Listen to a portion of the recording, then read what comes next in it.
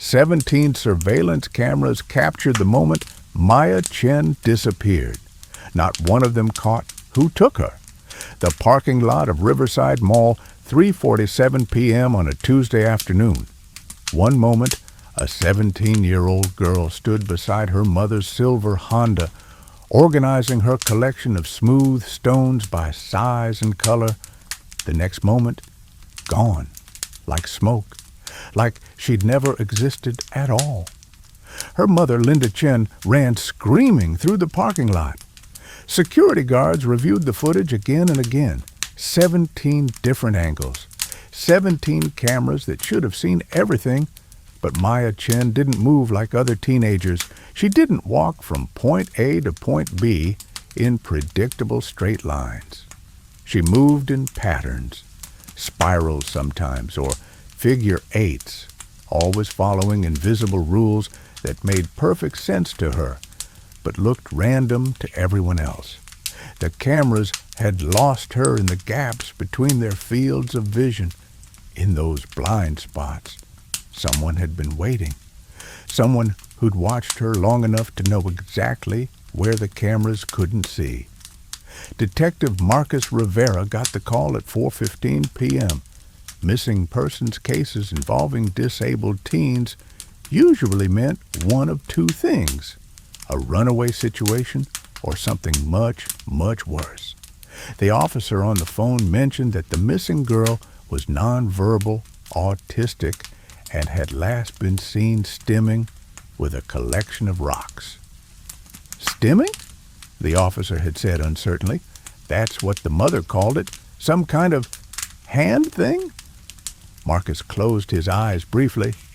He'd spent 6 months studying autism spectrum disorders after his nephew was diagnosed. He knew what stimming meant. He knew what nonverbal meant. And he knew exactly why someone might target a girl like Maya Chen. She looked like easy prey. By the time Marcus arrived at the mall, the sun was beginning its descent toward the horizon, turning the sky the color of a bruise.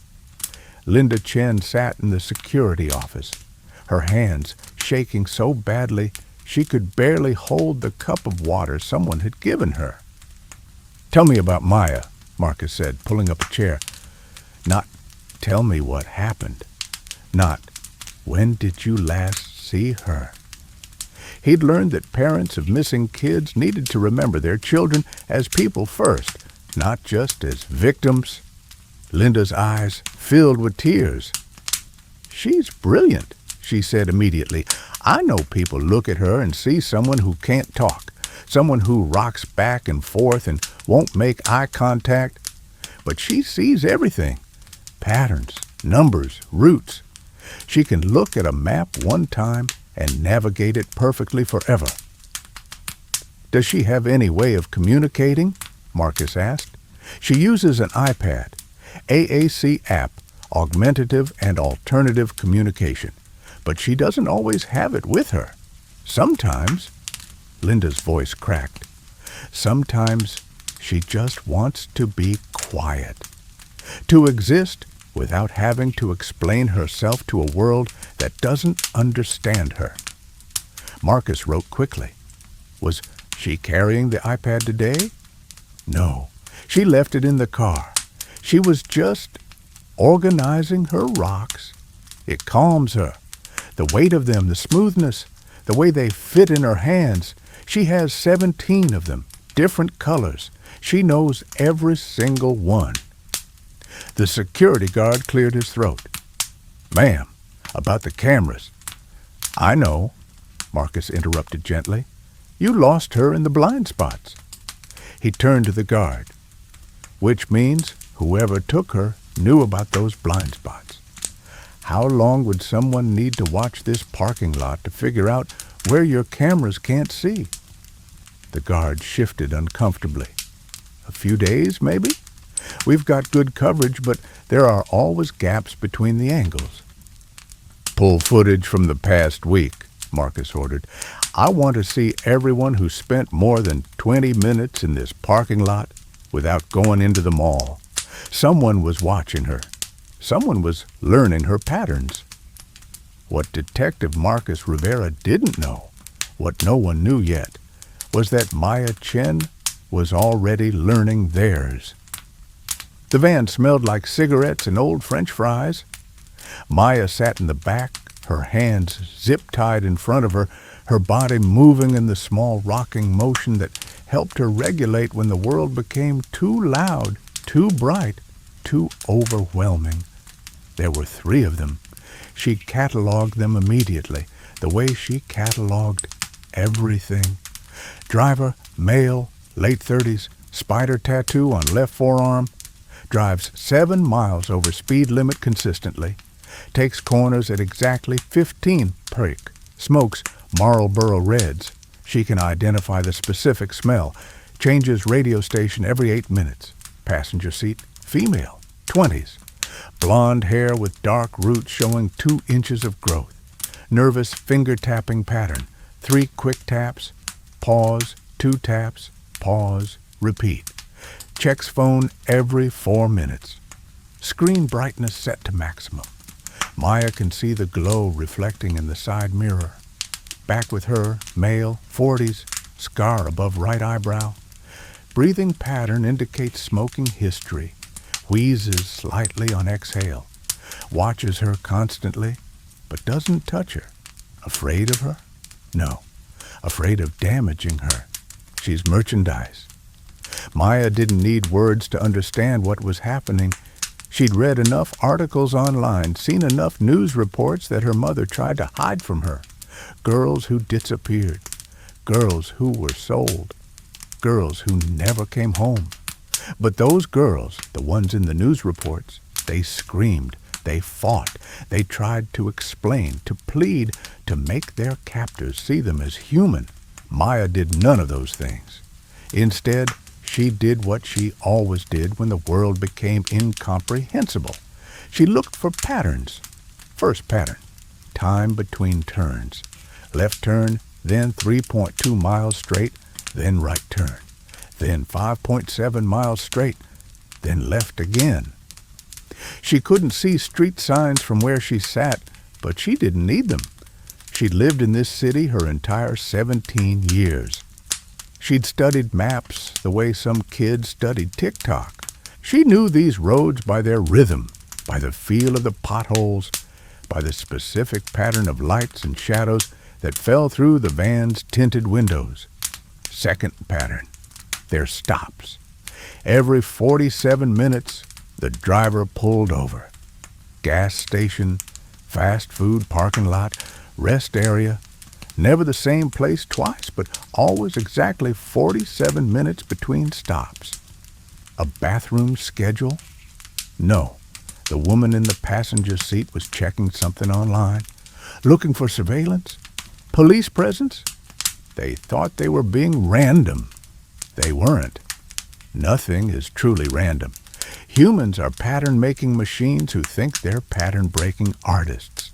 Third pattern, the scar-faced man's breathing. It changed whenever they passed police cars. Faster, shallower. Twice they'd passed state troopers on the highway, and twice his breathing had spiked into near panic. He was worried, which meant they weren't professionals, which meant they made mistakes. Maya kept rocking, kept her eyes downcast, let them think she was lost in her own world, too disabled to understand her circumstances, too broken to be a threat. She'd spent 17 years watching people underestimate her. She'd become very, very good at letting them. The van had been driving for 3 hours and 14 minutes when they finally stopped somewhere that wasn't a temporary rest. The engine cut off. The sudden silence felt like pressure against Maya's eardrums. "You get her settled," the driver said. "I'll check the perimeter." Perimeter. Military word. The driver had training. She filed that information away. The back doors opened. Scarface gestured for her to get out. Maya moved slowly, deliberately, the way she always moved when sensory overload threatened. Every sound was too loud, every smell too strong. The world outside the van was an assault of stimuli, gravel crunching, birds calling, wind and trees, the smell of pine and rot, and something chemical underneath it all. They were in the woods. An old hunting cabin probably. Paint peeling, one window boarded up. The other window, Maya noted immediately, cracked in the bottom left corner. The crack ran upward at a 43-degree angle. The glass was old, probably 1970s single pane. Fragile. Inside the cabin was exactly what she expected. Musty furniture, a card table with 4 chairs, camping supplies in one corner, one bedroom visible through an open door. The bathroom door was closed, but she could hear pipes rattling, old plumbing, the kind that would scream and groan if you ran water at night. "Sit down," Scarface said, pointing to one of the chairs. Maya sat. She resumed her rocking motion, staring at a point on the floor 6 inches in front of the chair's front legs. Let them see what they expected. A disabled girl, lost in her own world, no threat at all. But her eyes, while they looked at that specific point on the floor, were actually focused in that peripheral way she'd perfected over years of appearing not to look. She was cataloging everything. Spider tattoo. His name was Derek, she learned, when the woman called him back inside, was pacing the cabin in a precise pattern. Walk to window, check phone, walk to door, check outside, walk back to window. 8 steps between each checkpoint. He did this loop 17 times in the first hour. The woman, Cassie they called her, kept checking her phone. Maya could see the screen reflected in the darkening window. She was on a forum, something on the dark web based on the Tor browser icon Maya recognized. Negotiating. Someone was buying her. Scarface, whose name they never said, just watched Maya. His eyes held something she'd seen before in the faces of her mother's well-meaning relatives. Pity mixed with discomfort. He didn't like this job, but he was doing it anyway. "She understand anything we're saying?" Derek asked, throwing himself into one of the chairs. "Does it matter?" Cassie replied without looking up from her phone. "Just seems wrong, you know. Taking someone who can't even—" "That's exactly why we took her," Cassie interrupted sharply. "Can't scream, can't call for help, can't tell anyone what she saw. She's perfect." Maya kept rocking, kept staring at her floor spot. Inside her mind, she was mapping. The cabin was approximately 24 feet by 30 feet. The door faced east. She knew by the way the late afternoon sun had hit it. The cracked window faced north. The forest around them was dense pine, which meant they were probably in the Cascade foothills, at least 40 miles from the city. The drive had taken 3 hours and 14 minutes. Average speed approximately 43 miles per hour, accounting for stops and traffic. Total distance, approximately 139 miles. Direction, based on the position of the sun and her internal sense of the turns they'd taken, northeast. She knew where she was, not the exact address, but close enough. Within a 5-mile radius, which was more than most kidnapping victims could ever claim. Now she just had to figure out how to tell someone. Detective Marcus Rivera had been working for 41 straight hours when the first real break came. The security footage from the mall parking lot had revealed exactly what he suspected. A man in a gray hoodie appearing on cameras over 4 separate days, always during the afternoon hours when Linda Chen typically went shopping with Maya. He never went into the mall. He just watched. The facial recognition software couldn't get a clear image. He'd been careful about camera angles, but they'd traced his vehicle, a white Dodge van, stolen from a rental lot in Tacoma 6 days before Maya disappeared. The van had been spotted on traffic cameras heading northeast on Highway 2. Then it had vanished into the mountain communities where surveillance was spotty at best. Marcus stood in the incident room, staring at the map on the wall. He'd marked every traffic camera sighting with a red pin. The pins formed a line heading into the Cascades. Then, nothing. "She's still alive," he said, not for the first time. His partner, Detective Sarah Nguyen, looked up from her computer. "You can't know that, Marcus." "Yes, I can." He pointed to the profile he'd been building. "They took her because she's nonverbal, because they think she can't identify them, can't communicate what happened. They didn't take her to kill her immediately. They took her because she has value to them. As long as that's true, she's alive." Even if she's alive, how is she going to tell us where she is? She can't talk. She doesn't have her communication device. "She doesn't need words," Marcus interrupted. "Her mother said she sees patterns. She maps things. If Maya is conscious and aware, and I guarantee you she is, then she's been paying attention.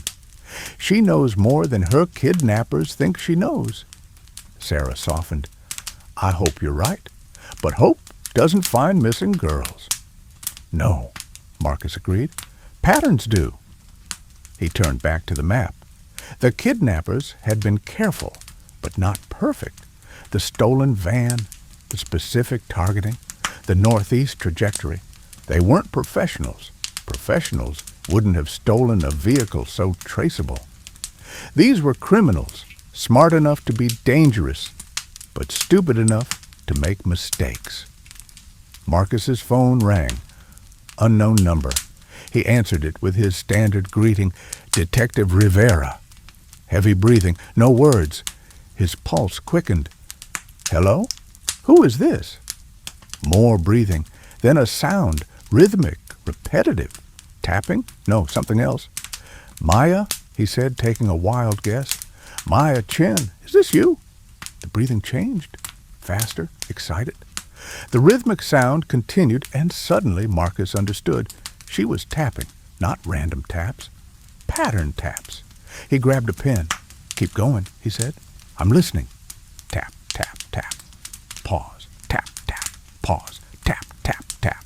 Pause. Tap, tap. 3232. She repeated it 4 times. Then the line went dead. Marcus stared at what he'd written. Sarah rushed over. Was that her? Someone tapping a pattern. 3232. He wrote it again. What does that mean? Morse code? Sarah was already pulling up a Morse code chart. SOS is 333, pause, 333, pause, 333. This doesn't match. Marcus closed his eyes, thinking about everything Linda Chen had told him. Patterns, numbers, maps. Not Morse code, he said suddenly. Coordinates, or a highway number? 3232. He turned to the map. State Route 3030. That doesn't exist, Sarah said, checking her database. Then what?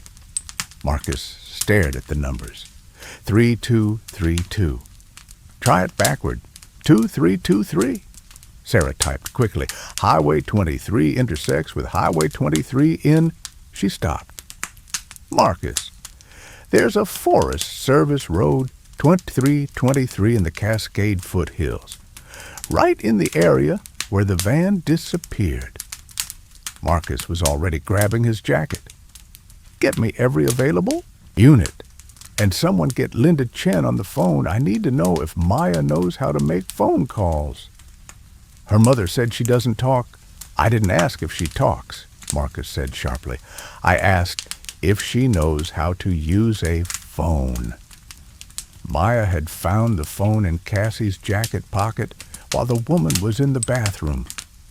The jacket hung on a chair just close enough for Maya to reach when Scarface stepped outside to smoke and Derek was in the bedroom making a call of his own. She'd had exactly 90 seconds. She knew this because Derek's calls always lasted between 4 and 6 minutes, and she'd heard him dial 2 minutes ago.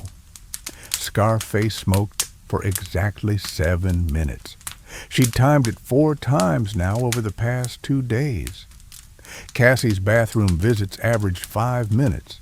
That gave her a 90-second window, maybe less. Maya didn't waste time scrolling through Cassie's contacts or trying to type a message. Her fine motor skills were good for organizing rocks and navigating her AAC app, but typing on a phone keyboard under pressure? That would take too long, risk too many mistakes. Instead, she did what her mother had taught her years ago. She called 911, except the call didn't go through. No service this deep in the woods.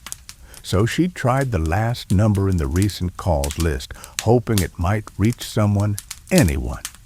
When the man answered, Detective Rivera, her heart had nearly stopped. Police. She'd reached police, but she couldn't talk. She'd never been able to make her mouth form the words that lived so clearly in her mind.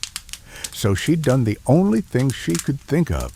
She'd tapped the pattern into the phone's microphone. Forest Service Road, 23 to 23. She'd seen it on a sign when Derek had driven into town yesterday for supplies. She'd memorized it instantly the way she memorized everything. Now she could only hope someone was smart enough to understand. The phone call had been yesterday. For 37 hours since then, Maya had waited, continuing her routine of rocking, staring, appearing to be lost in her own world, while actually cataloging every detail of her captor's patterns. Derek was getting anxious.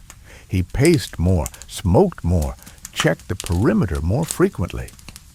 Cassie kept arguing with someone online, the buyer, Maya assumed, based on the furious typing and the way Cassie's finger-tapping stress pattern had increased to 4242 instead of a usual 32.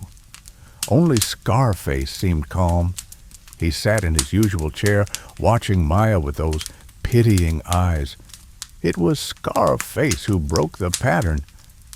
"We should let her go," he said suddenly. Derek stopped pacing. "What? This isn't right. Look at her. She's just a kid, and she's—" He gestured helplessly at Maya, who continued rocking. "She doesn't even know what's happening." "She's worth $50,000, Cassie snapped. "That's what's happening." "She's a human being," Scarface shot back. "I've done a lot of bad things in my life, but this, taking someone who can't even defend herself, that's a line." "Then you're out," Derek said coldly. "Fine. We'll split your share between me and Cassie, but we're not letting her go. She's seen us." "She can't talk," Scarface insisted. "She can't tell anyone anything." "Doesn't matter. She's seen our faces. She's been in this cabin. That's enough." Maya listened to them argue about her like she wasn't there, like she was furniture, an object to be bought, sold, or discarded. She'd stopped rocking. None of them noticed. Her eyes had moved from their floor spot to the cracked window, calculating angles, trajectories, force required to break old glass. The window was 4.3 feet off the ground. The crack weakened the structural integrity by approximately 40%. Her body weight was 118 pounds. If she hit it at the right angle, with enough momentum— "I'm out," Scarface announced, standing up. "This is wrong, and I won't be part of it anymore." He walked to the door. Derek's hand moved to his waistband. Maya saw the gun before Cassie did. Everything happened in the space of 3 seconds. Derek drew the weapon. Scarface turned back. Maya launched herself from the chair, her full body weight aimed at the cracked window. The glass exploded outward. Her hands were still zip-tied, but that didn't matter. She hit the ground outside the cabin in a roll, not graceful, but effective. And then she was running. Behind her, she heard shouting, a gunshot, high, wild, nowhere near her. They hadn't expected her to move, hadn't been aiming, hadn't thought the silent disabled girl could, or would, run. Maya ran through the forest like she'd lived there all her life. The pattern she'd memorized from the cabin's location clicked into place in her mind. North was the cracked window direction. Northeast, approximately 43 degrees, would bring her to Forest Service Road 2323. From there, if she followed the road downhill, she'd reach Highway 2 eventually. The zip tie on her wrists was a problem. She couldn't break it, and it was cutting into her skin as she ran, arms pumping, breathing hard. So she did what she always did when faced with a physical problem her body couldn't solve. She found a tool, a fallen branch, rough bark, protruding at an angle from a rotting stump. She stopped just long enough to saw the zip tie against it. Once, twice, 3 times. The plastic separated on the 4th try. Free. Her wrists were bleeding, but free. She kept running. Behind her, the sounds of pursuit were growing more distant. They couldn't track her. They didn't know these woods, didn't know how to read the patterns of animal trails and water flow and vegetation density that told her exactly which direction to go. Maya had been reading patterns her entire life. The forest was just another map. She found the road 17 minutes after breaking through the window. Forest Service Road 2323, exactly where her mental map told her it would be. And on that road, like an answer to a question she couldn't speak aloud, were 3 police vehicles with lights flashing.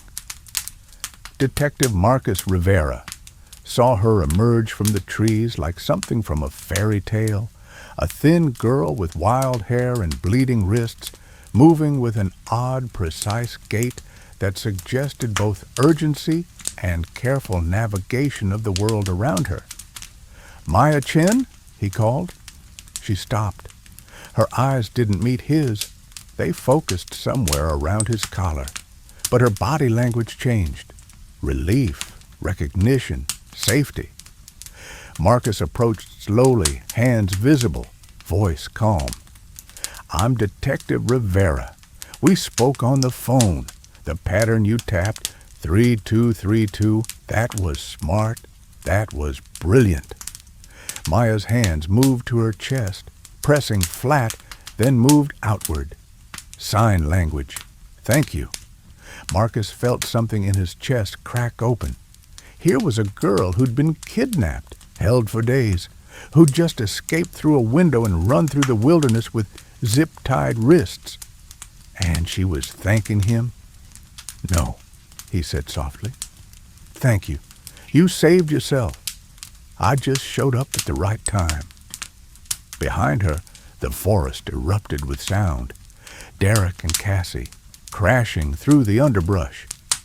Sarah and 2 other officers moved immediately, weapons drawn, shouting commands. Maya didn't flinch at the sound of guns, at the shouting, at the chaos. She simply stood beside Marcus, her body angled slightly behind his in a gesture of trust that made his throat tight. The arrest happened quickly. Derek and Cassie, separated from each other in the woods, surrendered without incident.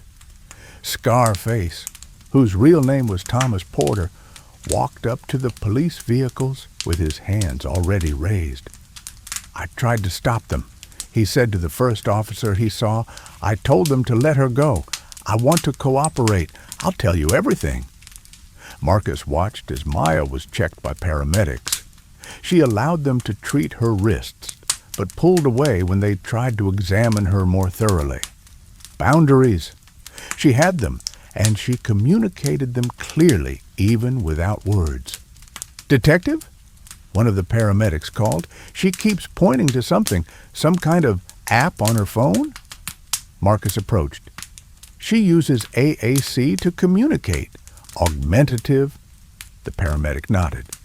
"I know what AAC is, but she doesn't have her device." Maya was indeed pointing insistently, not at a phone, but at the paramedic's tablet they used for patient intake forms. Marcus understood immediately. "Can she use that? Just for a few minutes?" The paramedic handed it over. Maya's fingers moved across the screen with absolute certainty, navigating to a web-based AAC app Marcus recognized from his research. Her typing was fast, precise. The tablet spoke in a neutral computer voice. 3 people: Derek, Cassie, Thomas. Cabin 2.4 miles north-northeast. Evidence inside. Phone used to call you in jacket. Blue jacket hanging on chair. Marcus stared at the screen, then at Maya. "You remember all of that? The distances, the names, the location of evidence?" Maya's fingers moved again. "I remember everything." The case against Derek Morrison and Cassie Lynch was airtight. Thomas Porter's testimony, combined with the evidence recovered from the cabin and Maya's detailed communication through her AAC app, left no room for defense. But the trial took 6 months to reach court. 6 months during which Maya had to identify her kidnappers and photo lineups, communicate through her AAC app about the details of her captivity, and repeatedly prove to a skeptical legal system that, yes, a nonverbal autistic girl could absolutely be a credible witness. Detective Marcus Rivera attended every single interview, every deposition, every moment Maya had to interact with the justice system. He'd meant to simply do his job. Make sure the case was solid. Protect a vulnerable witness. But somewhere between the 3rd interview and the 4th, between watching Maya's patient explanations and her detailed recall of every moment in that cabin, something had shifted. He stopped seeing a witness. He started seeing a person, a brilliant, observant, extraordinary person who'd been criminalized by the world's low expectations. "Why do you do that?" Maya typed one day while they waited for yet another lawyer to arrive for yet another deposition. "Do what?" Marcus asked. "Talk to me like I'm smart. Everyone else uses simple words. You don't." Marcus considered his answer carefully. "Because you are smart. Your brain works differently than mine, but that doesn't make it less effective. Actually, in this case, it made you more effective. You noticed things, remembered things that most people would never catch." Maya's fingers hovered over her screen. "Then, you studied autism." "My nephew," Marcus confirmed. "He's 8. He's teaching me how to see the world differently." "Does he talk?" "Sometimes, not always. He uses an app like yours when he needs to." "Do people listen when he uses it?" Marcus felt that question like a punch. "Not as much as they should. I'm working on that." Maya typed nothing for a long moment. Then, "You're a good uncle." "I'm trying to be." He paused. "You're a good teacher." The trial itself was less dramatic than TV procedurals suggested. Derek Morrison and Cassie Lynch both pleaded guilty in exchange for reduced sentences when they realized how comprehensive Maya's testimony would be. 25 years for Derek, 20 for Cassie. Thomas Porter received 8 years for his cooperation. It was after the sentencing outside the courthouse that Linda Chen pulled Marcus aside. "I don't know how to thank you," she said, tears streaming down her face. "You treated her like a person from the very beginning, not a victim, not a disability. A person." "She is a person," Marcus said simply. "An extraordinary one." She asks about you, Linda continued. She wants to know if you'll visit sometime. I know that's probably crossing some kind of professional boundary. Mrs. Chen, Marcus interrupted gently, the case is closed. There are no professional boundaries anymore. He smiled. I'd be honored to visit. 3 months later, Marcus sat in the Chen family's living room, watching Maya organize her rock collection on the coffee table. She'd added to it since her kidnapping. She now had 34 rocks, each one selected for specific properties of weight, texture, and color. She'd been typing on her AAC app, explaining the geological composition of each stone, when she suddenly stopped and typed something different. Why did you become a detective? Marcus set down his coffee cup. Honestly, I wanted to solve puzzles, figure out patterns that other people missed. Maya's fingers moved. Like me. Exactly like you. Your brain does in seconds what takes me hours of analysis. She typed again. My brain is different, not broken. Never broken, Marcus confirmed. Just wired differently, which, in my professional opinion, makes you the most valuable witness I've ever worked with. Professional opinion, she typed, and he could see the smile in her eyes, even though her face remained neutral. Is this a professional visit? Marcus felt his heart rate pick up. He'd been thinking about this moment for weeks, rehearsing it, trying to figure out the right words. But Maya had asked the question so directly that there was no room for anything but honesty.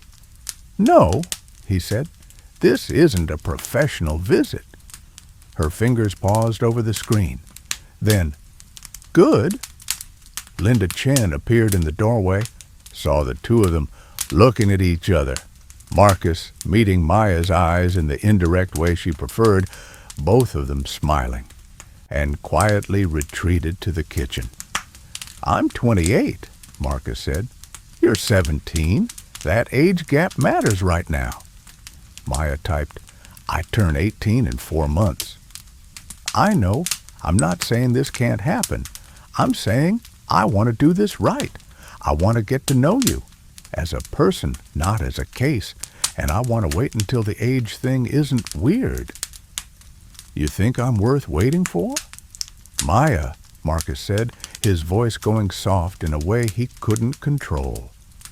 I think you're worth everything. She set down the tablet.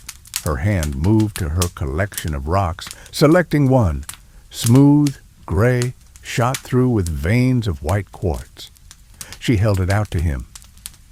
This one's for patterns, she said through her AAC app. It reminds me of maps, of finding your way home. Marcus took the rock, feeling its weight, its perfect smoothness. Thank you. I'll keep it with me always. Good. Maya's fingers moved again. In 4 months, 1 week, and 3 days, I want you to take me to dinner, somewhere quiet, no loud music, dim lighting preferred. That's extremely specific. I'm autistic. Everything is specific. Marcus laughed. Fair enough. 4 months, 1 week, and 3 days. I'll mark my calendar. Marcus, she typed. Yeah? Thank you for understanding that different doesn't mean less. Thank you, he replied, for teaching me how to see the world through patterns instead of assumptions. On Maya Chen's 18th birthday, she wore a blue dress that didn't irritate her skin and shoes she'd broken in carefully for exactly 3 weeks. Marcus picked her up in his personal car, not the police vehicle, wearing a button-down shirt she'd specified, solid color, no patterns. Patterns on clothing were distracting, and holding a small box. Inside the box was a single rock, smooth, dark, shot through with veins of gold. For finding your way home, he said, echoing her words from months ago. Maya typed on her ever-present ASC tablet, I did find my way home. You were there when I arrived." The restaurant was quiet, dim, exactly as she'd requested. They sat across from each other, and for the first time, Maya met his eyes directly, just for a moment, just long enough to communicate everything her words, spoken or typed, couldn't quite capture. "You know people are going to judge this," Marcus said quietly. "Judge us. The age gap, the way we met, the fact that you're autistic and I'm not." Maya's fingers moved rapidly. "Let them judge. They've been judging me my entire life. At least now I have someone who sees me clearly standing beside me." "I do see you," Marcus confirmed. "All of you. The brilliant pattern recognition genius who escaped kidnappers and solved her own case. The person who taught me more about courage in 6 months than I learned in 10 years of police work. The woman I'd really like to kiss right now if that's something you'd be comfortable with." Maya set down her tablet. She leaned across the table. Their lips met for exactly 3.7 seconds. She timed it afterward, because that's what she did. And in those seconds, Marcus understood something fundamental about Maya Chen. She'd spent 17 years in a world that underestimated her, dismissed her, saw her autism as a limitation rather than simply a different way of processing an overwhelming reality. But she'd never let that world define her. She'd escaped kidnappers because she saw patterns they didn't. She testified in court because she remembered details they couldn't. She taught a detective to see beyond his assumptions because she refused to be anything less than exactly who she was. Different, brilliant, extraordinary, wired differently. And because of that wiring, capable of things neurotypical people would never dream of attempting. "I love you," Marcus said after they broke apart. Maya typed, "I know. I've known since you called me brilliant in the police station. I love you too." "How long have you known that?" 4 months, 1 week, and 3 days. She smiled, a real full smile that transformed her usually neutral expression into something radiant. "I've been counting." "Of course you have," Marcus said, laughing. "You count everything." "Not everything," she typed. "I don't count the reasons I love you. There are too many. The number becomes infinite." Marcus took her hand across the table, feeling the slight tremor in her fingers that meant she was processing multiple sensory inputs at once. "We're going to be okay," he said. "You and me, we're going to be better than okay." Maya squeezed his hand 3 times, a pattern, their pattern now. 3 squeezes meant "I love you" in a language that didn't require words or AAC apps or explanations. Just touch. Just certainty. Just 2 people who saw each other clearly in a world that so often refused to see at all. The waiter brought their food. She'd ordered 3 weeks ago, emailing the restaurant her specifications so there would be no surprises, no overwhelming choices. And they ate together in comfortable silence. Because that was the thing about being with someone who truly understood you. Silence wasn't absence. It was presence without pressure. It was being seen without having to perform. Maya had spent her entire life being told she was too much and not enough simultaneously. Too loud in her stimming, too quiet in her words, too observant, too oblivious, too sensitive, too detached. But with Marcus, she was exactly enough, exactly right, exactly herself. And that, more than the escape, more than the testimony, more than anything else, was the real triumph. Being wired differently had saved her life, but being loved exactly as she was, that's what finally let her live it.